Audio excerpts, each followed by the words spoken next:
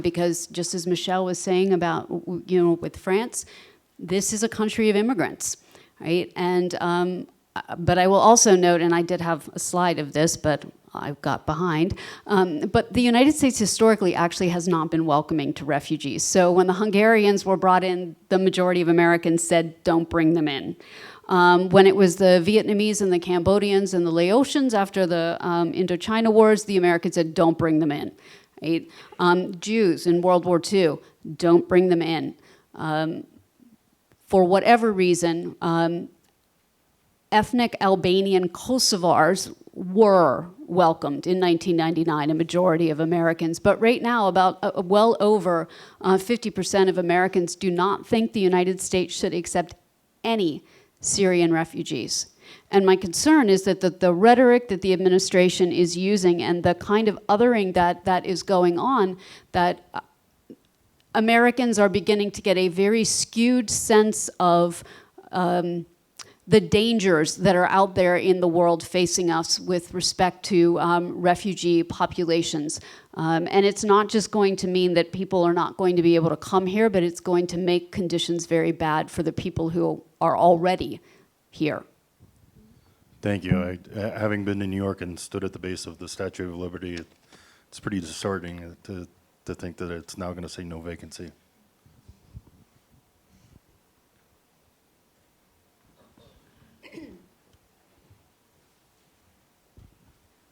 Hi, so my question is also probably to Pablo. Again, coming from a development economist perspective, thinking about, so like you said, I think the maximum emissions are now coming from China's and the India's, right? So the US isn't contributing as much, but in all of the other economic terms, we do think of per capita. So per capita emissions, I do think is still pretty high in a lot of developed countries.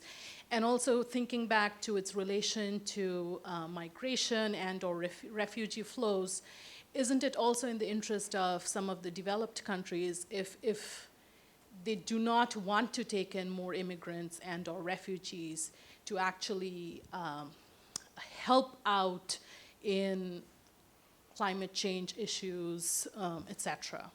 I was wondering what your thoughts are on that.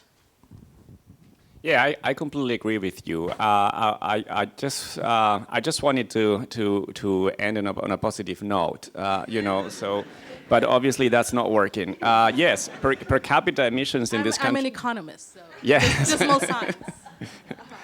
So I think in terms of per capita emissions, the U.S. is only behind some countries in the Middle East, and those are mostly hydrocarbon-producing economies. And even those, they're changing. So I completely agree with you, and I agree with Beth too. I just didn't want to get into more details. Yes, it matters a lot what the U.S. does, whether we like it or not. It's still the second largest emitter of greenhouse gases in the world, so it does matter. But I think it matters less as emissions are going down. In relative terms. And I think that's the point that I wanted to make. And I think we need to be engaging with China. We need to be engaging with India. And the role that the US plays is extremely important, because even if we don't have a lot of hard law that came out of the Obama administration in terms of international law, there was a lot of soft law that came out of it. There was a lot of leadership that was exercised, and countries around the world agreed in general to actually tackle the problem in their own terms. So I think that is important, and the threat now is the US is no longer going to play that leadership role. So it is sad. But again, the world will survive the Trump administration as far as climate change goes. So it might be 4 lost years, but even then, I think industry is really moving in a different direction, and in that sense, I think the market is actually here to save us in a way. All right.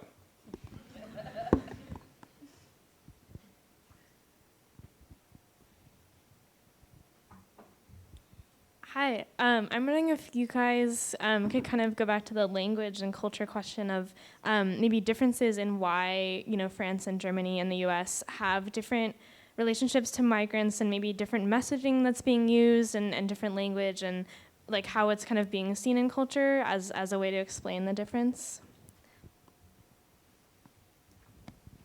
Yeah, I think in Germany's case, it's definitely trying to come to terms with a problematic history for one aspect. Thinking about this author Jelinek has always put a lot of pressure on the way that Nazi ideology, fascist ideology, has remained dominant in both Germany and Austria, and this experience of a government telling you who and who you should not care about, right? This is really suspect for someone like her, and I think, you know, that's where you see this desire to take possession of the terms and craft them the way that expresses their ethical commitment.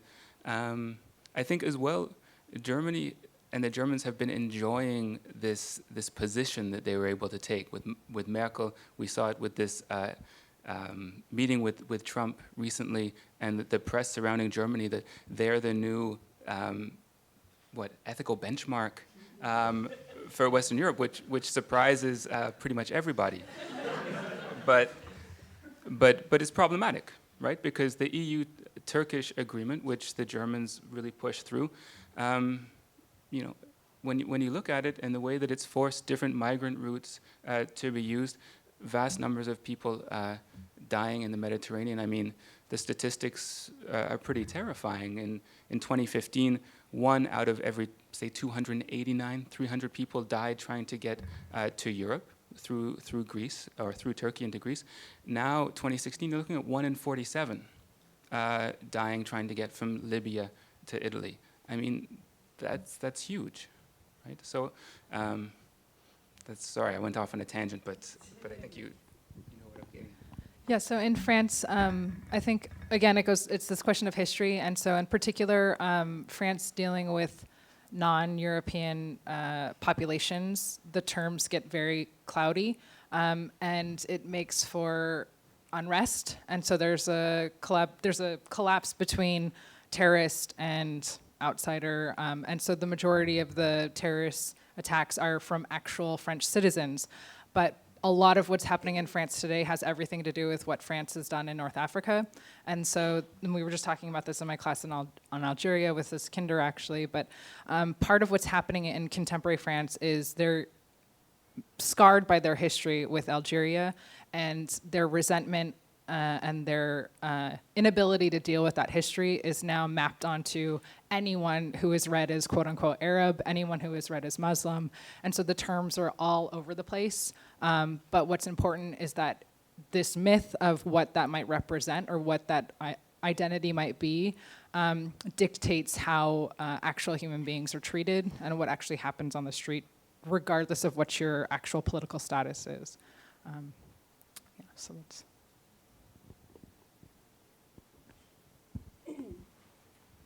Hello. My question has to do with mitigating cultural and social identity crises within displaced communities and their host communities. I'm also not sure that my question has an answer.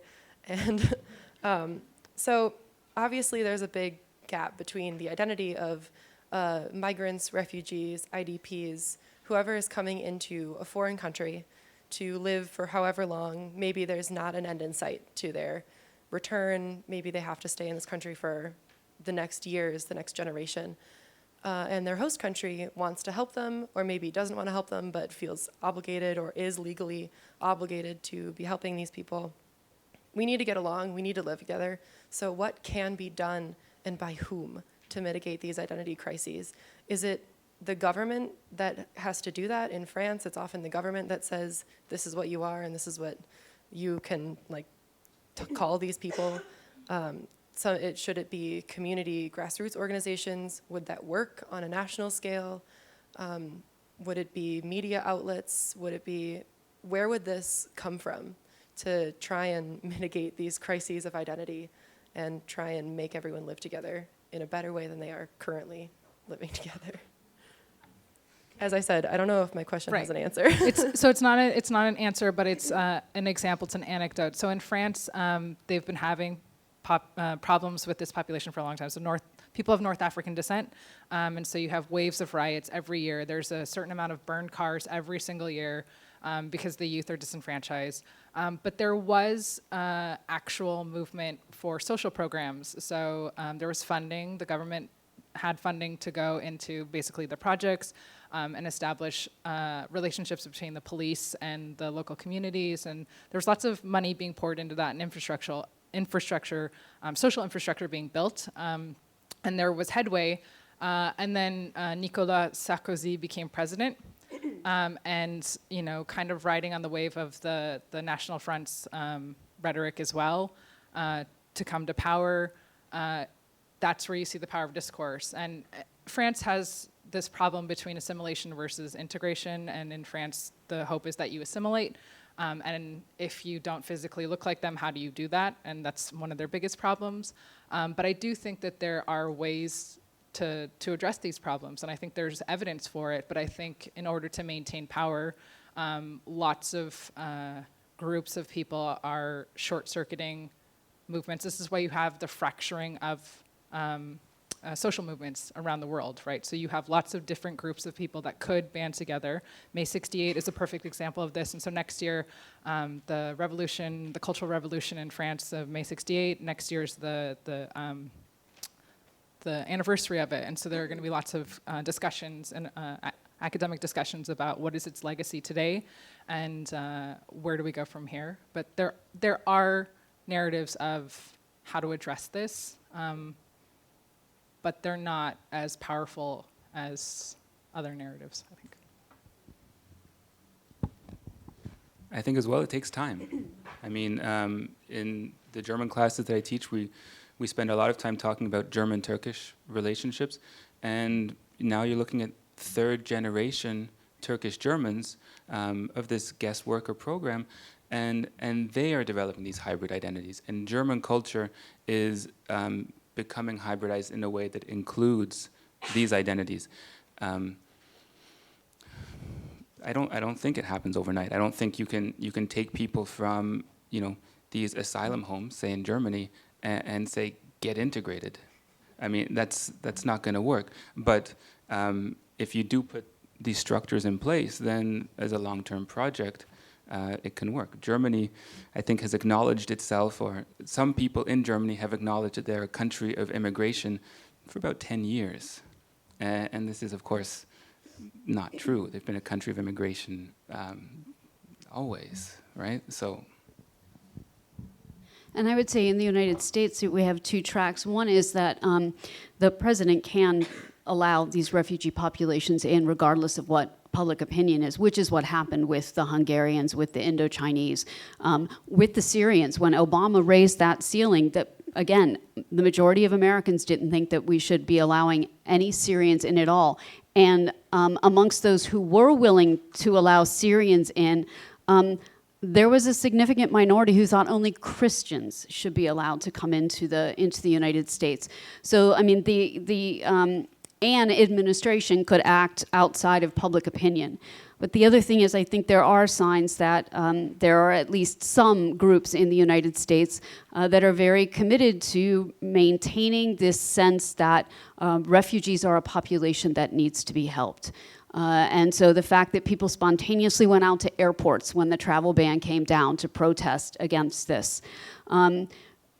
Remembering that there is actual factual information out there that would allow people to evaluate policies around things such as, how much of a threat to your security does a refugee actually play, right? And then the last thing would just be, I think, and Eskinder was talking about this at lunch, just having people remember that to have compassion. Think about what it would be like to have to leave your home and not have any idea if you're ever going to come back, not having any idea if you're actually going to make it, right? Whether or not people in your family are going to die along the way, leaving behind everything that you've ever known. I mean, home is the place that anchors you, right, with permanence to the face of the earth, and these people are being forced to leave.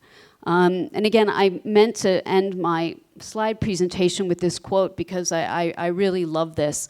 And it's from a 19th century Jewish philosopher. He was actually talking about a passage in the Bible, but he says, "The alien was to be protected not because he was a member of one's family or clan or religious community, but because he was a human being.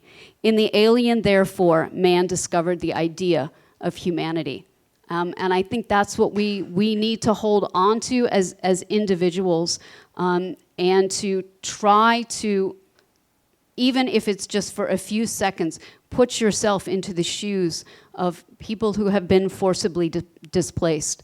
And then ask yourself, would you not want someone to help you? And I think we could take one more question.